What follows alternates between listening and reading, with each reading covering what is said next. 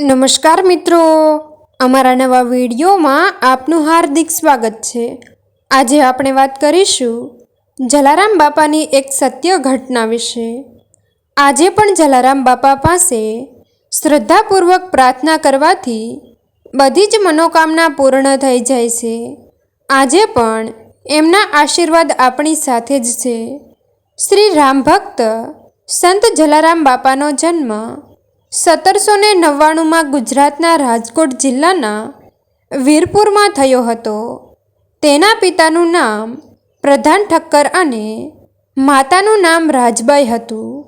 જલારામ બાપાની માતાજી એક ખૂબ જ ધાર્મિક મહિલા હતી, જેઓ સાધુ સંતોની ખૂબ સેવા કરતા હતા। તેઓની સેવાથી પ્રસન્ન થઈને સંત રઘુવીર દાસે બાપાના માતાજીને આશીર્વાદ આપ્યા હતા કે એમના બીજા પુત્ર જલારામ બાપાએ સાધુ સંતોની સેવા કરીને લોકોને, સમાજને ભક્તિ અને સેવાનો નવો માર્ગ બતાવશે। 16 વર્ષની ઉંમરે જલારામ બાપાના લગ્ન વીરબાઈ સાથે થયા, પરંતુ શ્રી જલારામ સંસારી જીવનમાંથી દૂર થઈને સમાજની સેવા કરવા ઈચ્છતા હતા। જ્યારે જલારામ બાપાએ તીર્થયાત્રામાં જવા માટેનો વિચાર કર્યો, ત્યારે પત્ની વીરબાઈએ તેમને અનુસરણ કરવામાં ખૂબ જ રુચિ બતાવી। જલારામ બાપાના બધા જ કાર્યોમાં મદદ કરવા માટે ખૂબ તત્પર હતા। 18 વર્ષની ઉંમરે જલારામ બાપાએ ફતેહપુરના ભોજલરામને પોતાના ગુરુ તરીકે સ્વીકાર્યા હતા। ગુરુએ એમને રામ નામનો મંત્ર આપી ગુરુમાળા પહેરાવીને તેમને સેવા કાર્યમાં આગળ વધવા માટે પ્રેરિત કર્યા। તરત જ જલારામ બાપાએ સદાવ્રત નામની ભોજનશાળા બનાવી, જ્યાં 24 કલાક સાધુ સંતો તથા જરૂરિયાતવાળા લોકોને જમવાનું આપવામાં આવતું હતું, અને એ પણ વિનામૂલ્યે। જ્યારે જલારામ બાપા 20 વર્ષના થયા, ત્યારે તેમની ખ્યાતિ ચારે દિશામાં પ્રસરી ગઈ હતી। જ્યારે લોકોને જલારામ બાપાની સેવા અને શ્રદ્ધાની ખબર પડી, ત્યારે લોકો તેમને અલગ અલગ રીતે ચકાસવા લાગ્યા। તેમની ધીરજની, સેવાની અને ભક્તિની પરીક્ષા થવા લાગી, અને આ પરીક્ષામાં ખૂબ જ અવ્વલ નંબરે તેઓ સફળ થયા।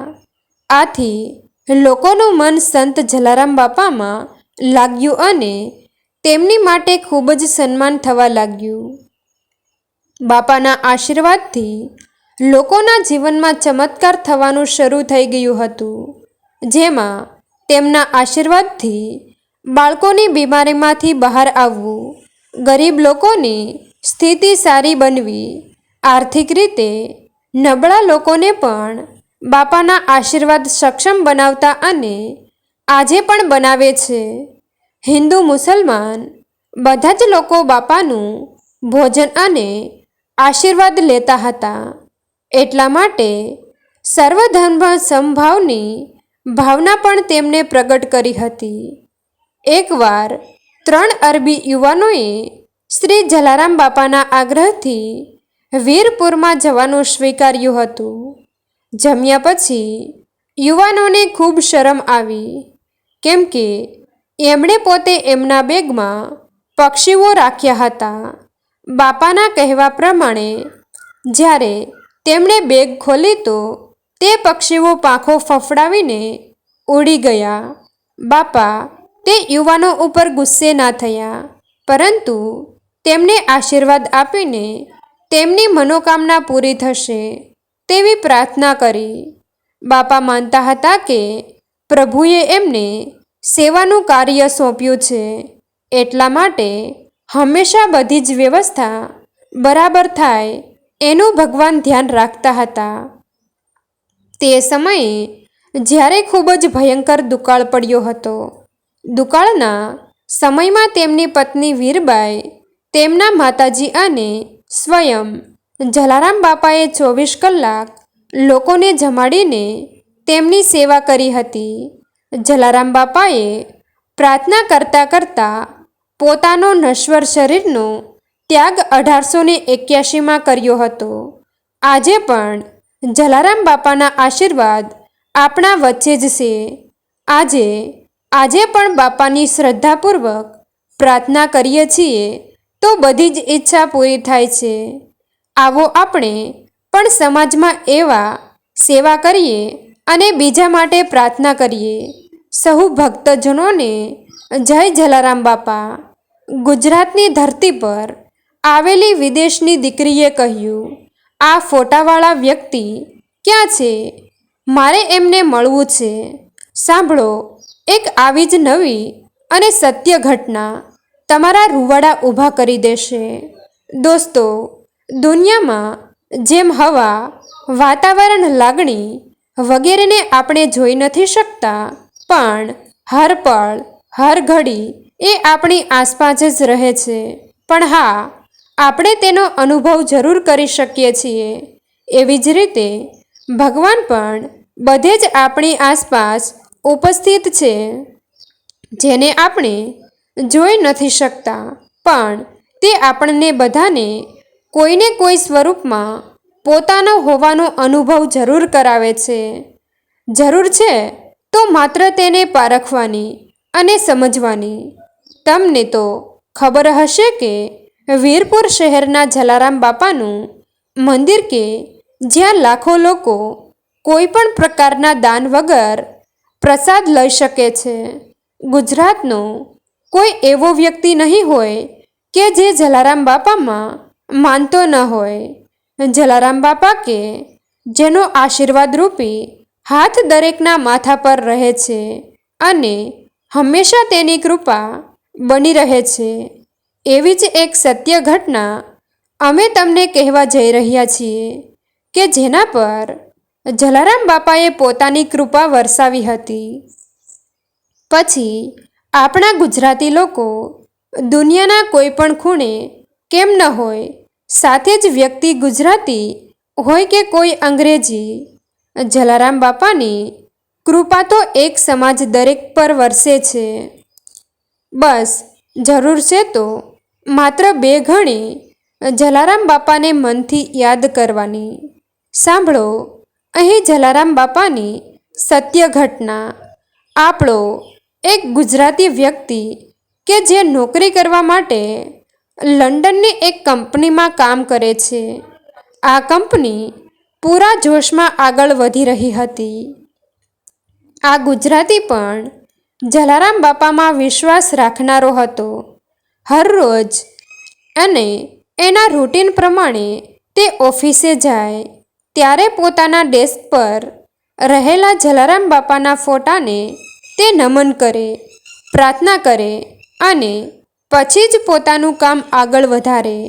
પણ રોજનું આ સીન જોઈને ત્યાંના ધોળિયાઓ ખૂબ જ તેની મજાક ઉડાડતા અને મસ્તી કરતા અને કહેતા કે માત્ર આ એક ફોટાને નમન કરવામાં અને આના કરતાં કામમાં ધ્યાન આપીશું તો કંપનીની તરક્કી વધારે થશે. સાથે જ કહેતા કે તારો આ ફોટાવાળો બાપુ કરી શું શકે?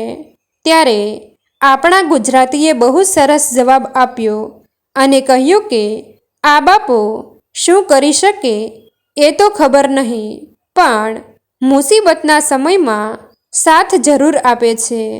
થોડા જ સમયમાં કંપનીનું વર્ક ડાઉન થવા લાગ્યું અને ઓર્ડરો પણ ડેસ્કલ થવા લાગ્યા. જે કંપની આટલા સમય સુધી જોશમાં આગળ વધી રહી હતી તેના પર અચાનક આવો સંકટ આવી પડ્યો અને કંપનીને બંધ કરી દેવાની નોબત આવી ગઈ અને કંપનીને બંધ કરી દેવાની ઘોષણા પણ જાહેર કરી દેવામાં આવી. જ્યારે આપણા ગુજરાતીએ માત્ર પોતાના શેઠને એક જ વાત કહી કે ચાલો આપણે બધા મળીને જલારામ બાપાને પ્રાર્થના કરીએ. સવાલ તમારા માનવાનો કે ન માનવાનો નથી, પણ સવાલ એ લોકોની રોજીરોટીનો છે કે જે આ કંપનીમાં કામ કરે છે અને રોજીરોટી કમાય છે. જો આ કંપની બંધ થઈ જશે તો લાખો લોકોને પોતાની રોજીરોટી કમાવવામાં સમસ્યા સર્જાશે. બસ આ જ વાક્ય સાંભળતા તેના શેઠ અને સાથે જ બાકીના કર્મચારીઓ પ્રભાવિત થઈ ગયા અને બધાએ મળીને બાપા જલારામનું ધ્યાન કરી અને પ્રાર્થના કરી. માત્ર 1-2 મહિના બાદ જ કંપની ફરીથી આગળ વધવા લાગી અને ઓર્ડરો જે કેન્સલ થયા હતા એ પણ ફરીથી આવવા લાગ્યા. સાથે જ પહેલાં કરતાં પણ વધારે જોશમાં કંપની આગળ વધવા લાગી. ત્યારે તેના શેઠને સમજાયું કે આ બધું પેલા ફોટાવાળા બાપાને લીધે જ થયું છે. શેઠ ગુજરાતીને કહે છે કે આ કામ માટે તારા બાપાને કેટલા પાઉડ ચૂકવવાના રહેશે? તો ગુજરાતી કહે છે કે આ બાપાને કોઈ પણ ધન કે પાઉન્ડની ચૂકવવાની જરૂર નથી. માત્ર ભારત એકવાર જઈ આ બાપાના મંદિરે દર્શન કરી માત્ર એક શ્રીફળ વધેરવાની જ જરૂર છે. કંપની ફરીથી આગળ વધતા શેઠ પોતાની આ માનતા વિશે જાણે કે ભૂલી જ ગયા. જ્યારે ગુજરાતીએ તેને યાદ અપાવ્યું તો તેમણે કહ્યું કે I have no time right now. આપણે તેની બાદમાં ડિસ્કસ કરીશું. દોસ્તો, જ્યારે ધન દોલત આવે ત્યારે લોકો પોતાના ગરીબી કે કષ્ટદાયક દિવસો ભૂલી જતા હોય છે. પણ તે છતાં પણ ખૂબ સમય વીતી જતાં શેઠે કહ્યું કે આ માનતા કોઈ બીજું પૂરી કરી આવે તો ચાલે કે નહીં? એમ પણ તેમની દીકરીને ભારત ફરવાની ઈચ્છા છે તો તે ત્યારે માનતા પૂરી કરી લેશે. ગુજરાતીએ આ બાબતની હા પાડી એટલે પોતાના શેઠની દીકરી માનતા માટે અને ભારત ફરવા માટે વિઝા કરાવે છે અને ભારત માટે રવાના થાય છે. રાજકોટ પહોંચતા જ આ વિદેશી દીકરી વેરાવળ સુધીની બસમાં બેસે છે. તેમને વચ્ચે વીરપુર સ્ટેશન પર ઉતરવાનું હતું, પણ થાકને લીધે તેની ઊંઘ ઉડી નહીં અને સીધા વેરાવળ પહોંચી ગઈ. ત્યાં જઈને તે એક વ્યક્તિને પૂછે છે કે જલારામ મંદિર ક્યાં છે? સામેવાળો વ્યક્તિ કહે છે કે મંદિર તો પાછળ રહી ગયું છે, માટે ચાલો હું જ તમને મૂકી જાઉં. મધરાતના સમયમાં વિદેશની એકલી રૂળી રૂપાળી છોકરી જોઈને પેલો મવાલી આકર્ષિત થવા લાગ્યો અને મનમાં કંઈક અલગ જ વિચારો આવવા લાગ્યા. બિચારી વિદેશી યુવતીને શું ખબર કે પેલો મવાલી તેને કંઈક અલગ જ ધારણાથી પોતાની સાથે લઈ જાય છે. આગળ ચાલવાની સાથે જ એક દાદાએ વિદેશી દીકરીનો હાથ પકડી લીધો અને તેને તે મવાલી સાથે જવા માટેની ના પાડી. છોકરી સમજી ગઈ કે આ મવાલી સાથે જવું હિતવાહક નથી અને દાદા શું કહેવા માંગે છે તેની પણ તેને પરખ થઈ ગઈ. અંતે તે દાદા તેમને રાતે વીરપુર મૂકી આવે છે અને ધર્મશાળામાં રહેવા માટેની પણ વ્યવસ્થા કરી આપવામાં તેને આવી. બીજા દિવસે સવારે વિદેશી યુવતી માનતા માટે મંદિર પહોંચે છે અને બાજુમાંથી શ્રીફળ, આરતીની થાળી વગેરે ખરીદે છે અને મંદિરમાં જાય છે. દોસ્તો, તમે અહીં સુધી કહાની તો વાંચી, પણ ખરો ચમત્કાર તો હવે શરૂ થાય છે. મંદિરમાં યુવતીએ પૂજા કરી અને શ્રીફળ વધેર્યું. યુવતી પૂજારીને કહે છે કે આ ફોટાવાળા વ્યક્તિ ક્યાં છે? મારે તેમણે મળવું છે. આટલું કહેતા પૂજારીએ જવાબ આપ્યો કે બેટા, આ તો એક પરમાત્માના સ્વરૂપ છે જે સ્વર્ગમાં રહીને દરેકનું ધ્યાન રાખે છે. આ વ્યક્તિ માત્ર ફોટા સ્વરૂપે જ અહીં છે, તે કોઈ જીવિત વ્યક્તિ નથી. આટલું કહેતા જ યુવતીના હાથમાંથી આરતીની થાળી પડી જાય છે અને કહે છે કે એવું ના બની શકે. આજ દાદાને તો હું કાલે રાતે જ મળી હતી ને પેલા મવાલીના ગલત ઈરાદાથી પણ મને બચાવી હતી. તો તમે સમજી શકો કે આપણા આ બાપા વિદેશીને પણ મદદ કરે છે. તો આપણે લોકો શા માટે લોકોના ભેદભાવ કરીએ? અને જલારામ બાપા તો હર એક ઘડી દુનિયાના કોઈ પણ ખૂણે તમારી સાથે જ છે. બસ જરૂર છે તો માત્ર શ્રદ્ધા અને વિશ્વાસની. એકવાર માની તો જુઓ. તમારા જીવનમાં બદલાવ ન આવે તો મને કહેજો. જય જલારામ બાપા. આ લેખ વાંચીને અવશ્ય બોલજો જય જલારામ બાપા.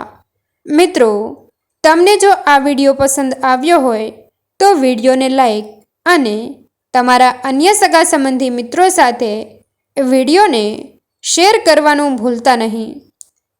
અને આવા જ નવા જીવન ઉપયોગી, જીવનમાં કંઈક નવું કરવાની પ્રેરણા મળે તેવા વિડીયો જોવા માટે અમારી ચેનલ સાથે બન્યા રહો. થેન્ક યુ મિત્રો. મળીએ છીએ એક નવા વિડીયો સાથે. આભાર.